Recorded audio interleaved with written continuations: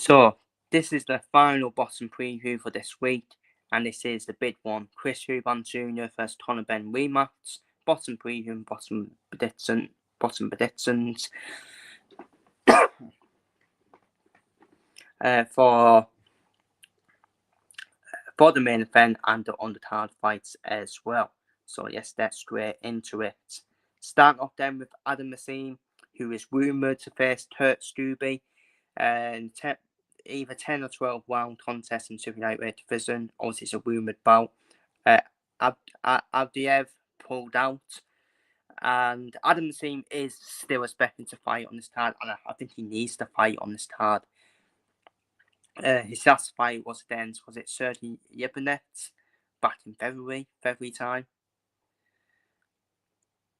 Or was it O'Hara Davis? I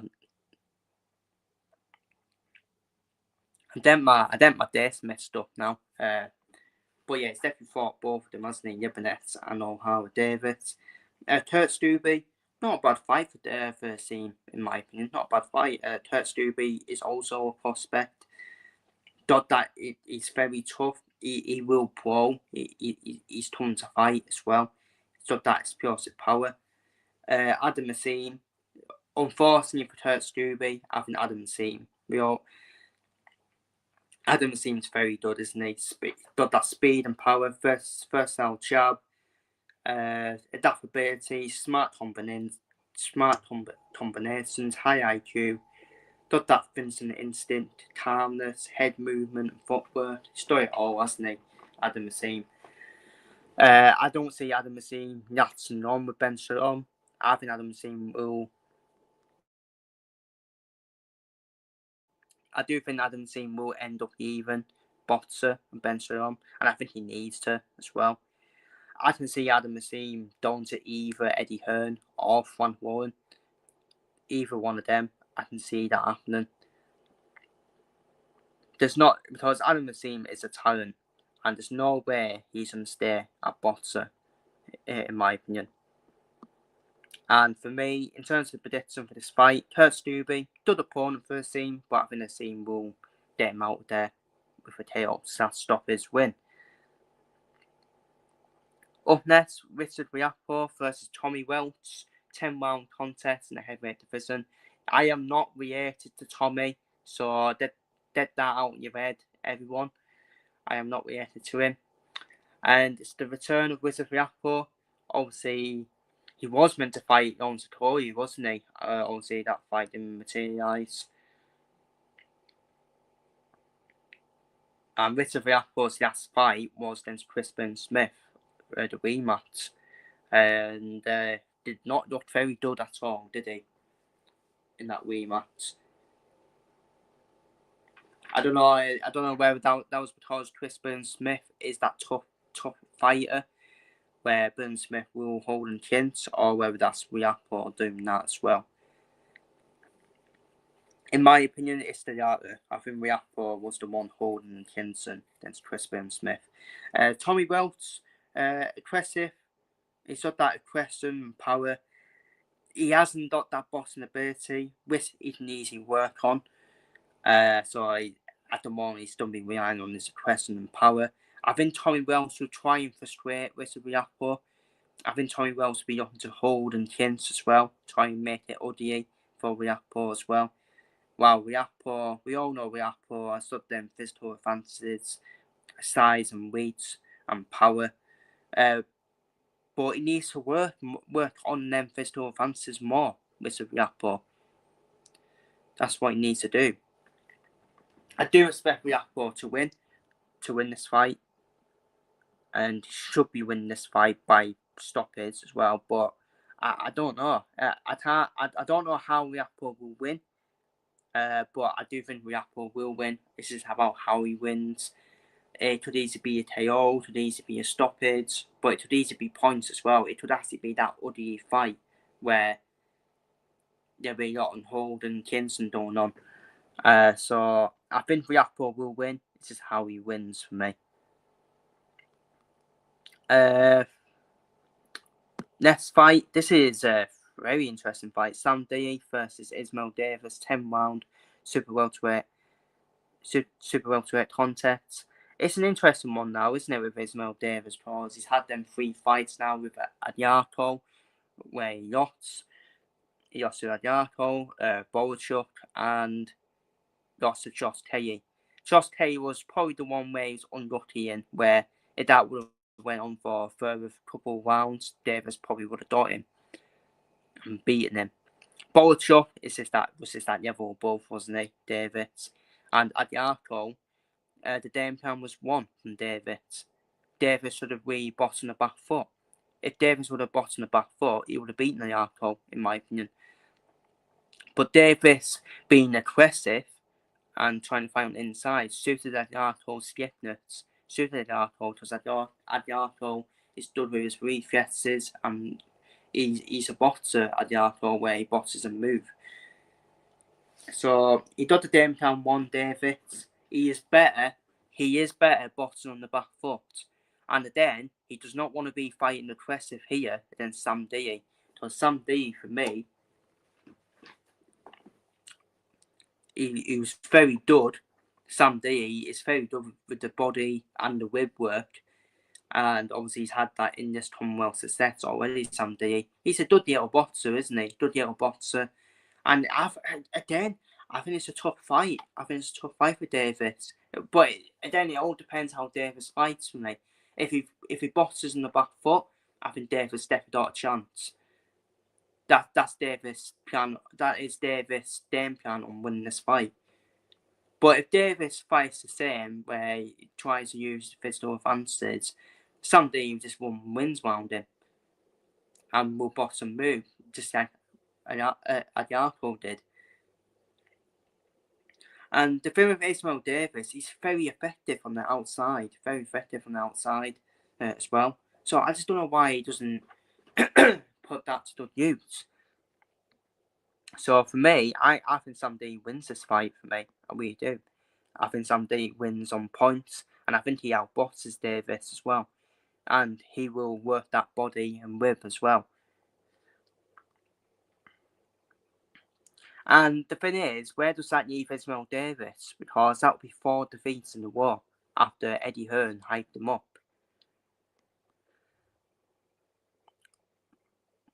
That's all. That's for everyone to answer. Up next, we've got Jack Catterall versus Echo Esman. 12-round contest in the welterweight division. This is a hard fight for Catterall. It's a very hard fight for him. And he's changed his trainer now, Jack Catterall. He's changed his trainer to... He's working with Ennis, isn't he? With John Ennis, his trainer. And Jack Catterall will be looking to be... Obviously, with the new trainer, he'll be looking to be more aggressive.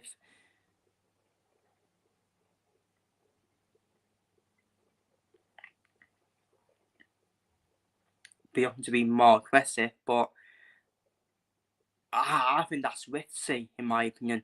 I think Jack Catterall is taking a massive risk to change the trainer, especially against Echo Esman as well. Because we know Echo Esman's got that stamina. His stamina is incredible, Esman, by the way. His true ability is incredible. Echo Esman's very good at making adjustments as well.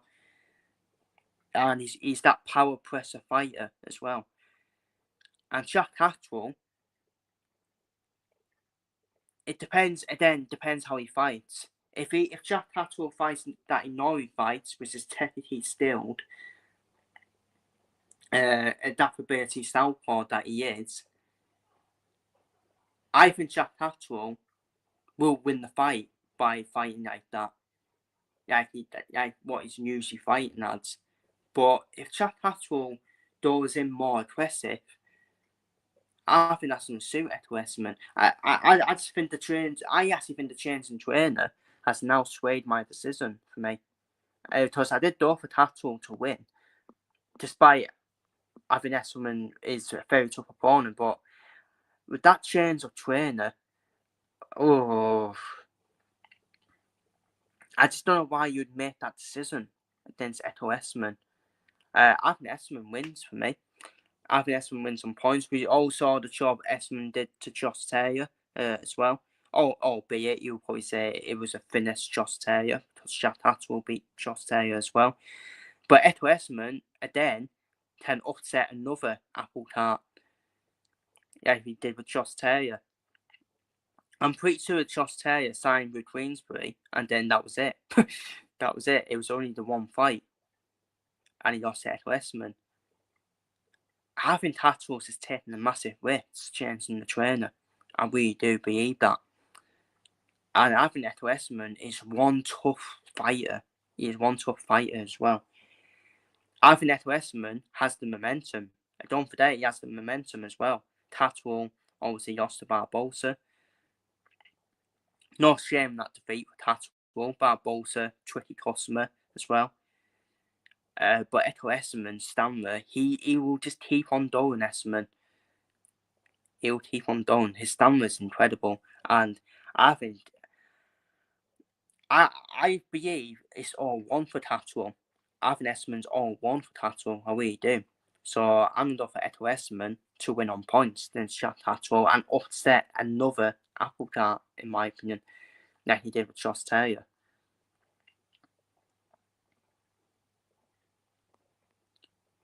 And finally, on to the main event, Chris Eubank Jr. versus Conor Benn rematch, 12-round middleweight contest. I think it's going to be completely different to the first fight. I think we will see a better Chris Eubank Jr. I think that was Chris Eubank Jr. at his worst in that first fight, and he still managed to beat Conor Benn, especially when he had everything against him with the rehydration clause, which is an absolute joke, by the way. Hopefully the rehydration clause is not in for the rematch, but apparently it is. So it'd be interesting to see how Womack deals with that in terms of the rehydration clause. But I think Womack is a massive addition to Chris Eubank Jr. Chris Eubank Jr.'s team.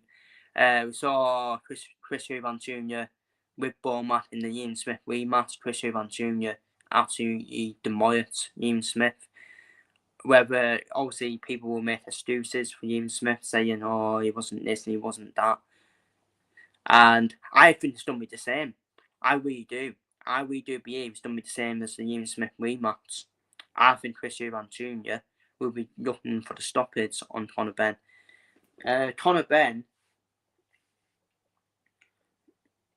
I'm looking at Conor Benn and I'm thinking he's got no boxing skills. He does in like a headless chicken.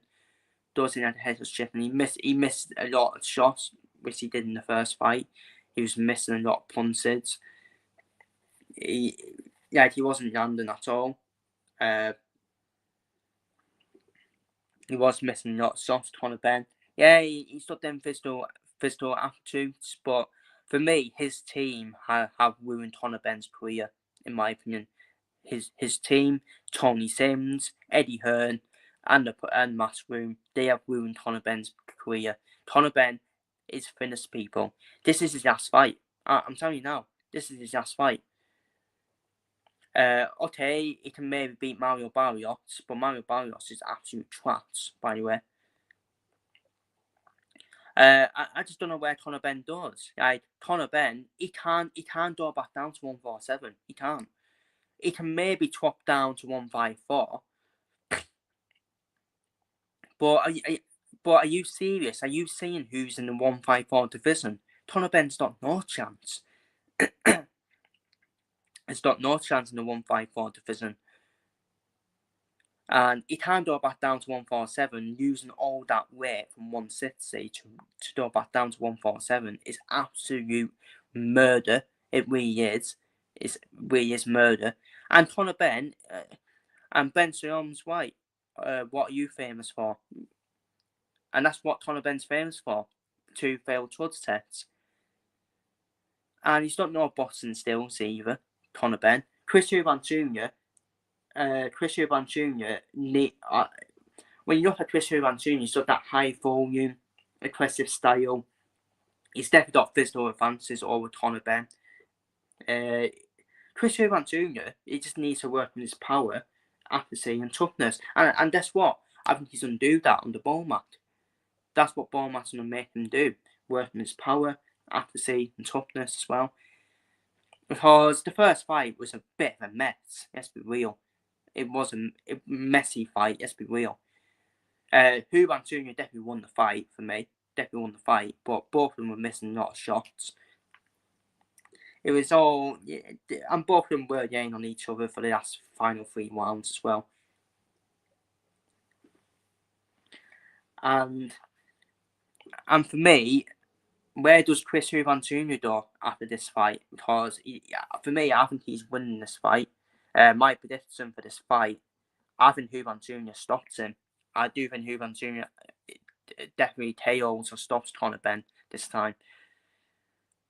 Because we've seen it before, haven't we? That in the rematch, you massively improve in rematches. We saw it with Bivol, Dimitri Bivol against Bataviev, Richter against Cameron, Eubank against Smith. Conor Benn can't get any better.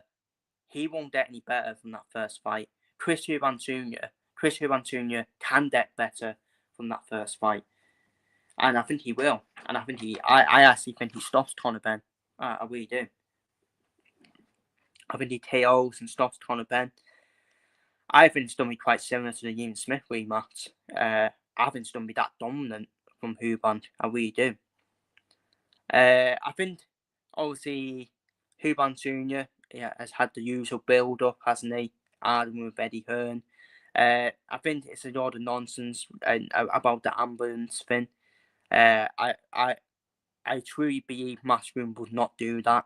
Matchroom, they say to everyone that's in the stadium, make sure the fighters get in the hospital. If they need an ambulance, get an ambulance quickly. And get to the hospital quickly. So, but I think that's just part of the mind games from Eubank, just trying to rattle Eddie Hearn. Because Eubank Jr. does talk shit, let's be real. But it's very good. He's very good at talking shit as well. Chris Eubank Jr. for me, he is the best seller of his own fights. He knows how to build up his fight. He knows how to rattle his opponents without rattling them as well. And yeah, for me, I think Chris Eubank Jr. stops Conor Benn in the rematch. I think it's going to be more of a dominant performance from Eubank Jr. I think he does better from the first fight as well. The only worry is obviously the rehydration clause, isn't it? Will that take a lot out of Eubank? But Eubank Jr.'s got a fantastic trainer in Beaumack, one of the best trainers out there. And I think Beaumack, he'll try and manage that well, won't he, in terms of rehydration clause. But we'll see what happens on that. And I think Chris Eubank Jr. is going to be more dominant in the rematch, and I think he's going to stop Conor Benn in the rematch, and we won't be seeing any more of the circus if that was to happen. So yeah, where does Conor Benn go? Because it's nothing peaked for Conor Benn. It really is nothing peaked.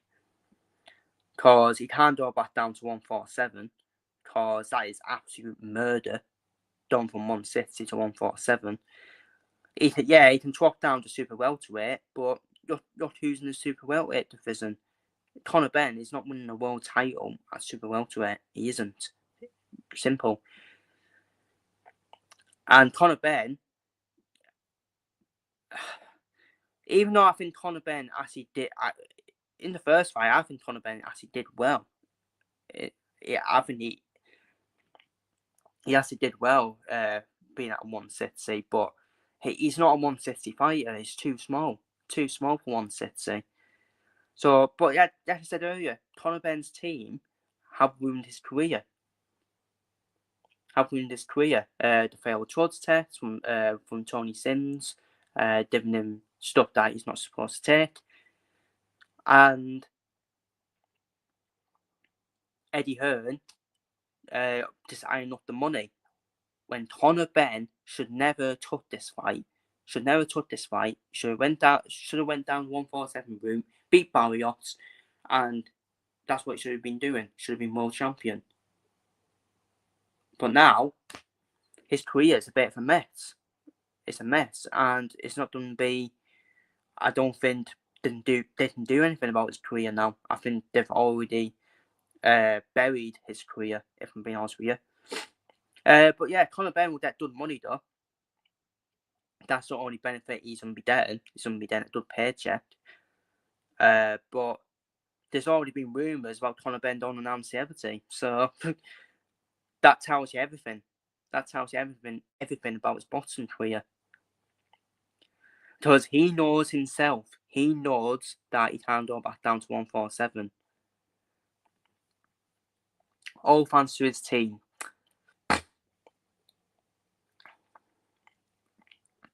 But yeah, anyways, that is my prediction. And feel free to leave your predictions down below for the Chris Eubank Jr. vs Conor Benn card, the rematch card, down below in the comments.